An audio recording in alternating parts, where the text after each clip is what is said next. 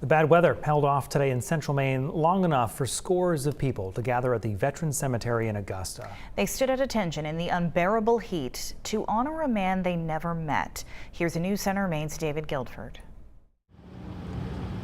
The peaceful grounds of the Maine Veterans Memorial Cemetery filled with sound.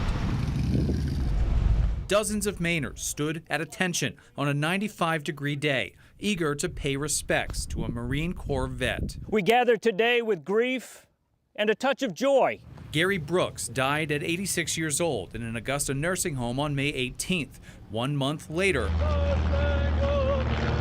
no expense was spared in honoring his life and service. But almost none of these people knew the man. For the past month, his body was abandoned at a Belfast funeral home. Once 2 weeks had passed, and that's about the abandonment period in the state of Maine, we knew we weren't getting any responses from anyone family-wise. Katie Raposta and her funeral home team didn't hear back from family, so they decided to lay him to rest themselves. They put out a call for pallbearers and for anyone who would come to witness.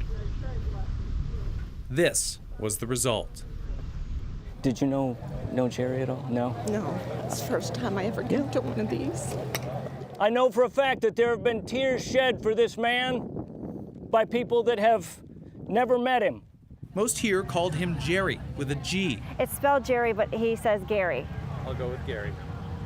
That's what he told us to call him. Victoria Abbott served Gary daily as head of the Bread of Life soup kitchen in Augusta. That's him in the middle. He was just a joy to have every day. If you knew Gary, he'd be like, oh, this fuss, why this fuss? But I think he would be joyed. Raposta and her staff coordinate countless funerals, but few like this. Being alone at the end of your life certainly strikes a chord with anyone, because I think all that you can hope in a life that you live is that at the end of your life you're not alone. Though this is not unique. Do you remember where Stacy was? Stacy Wayne Hallett. A few headstones down from Gary, Raposta's team laid Sergeant Stacy Hallett to rest in February after no family claimed his body.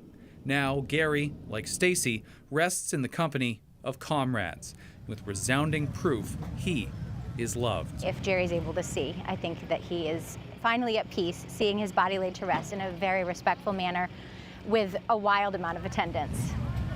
In Augusta, David Guildford, News Center, Maine.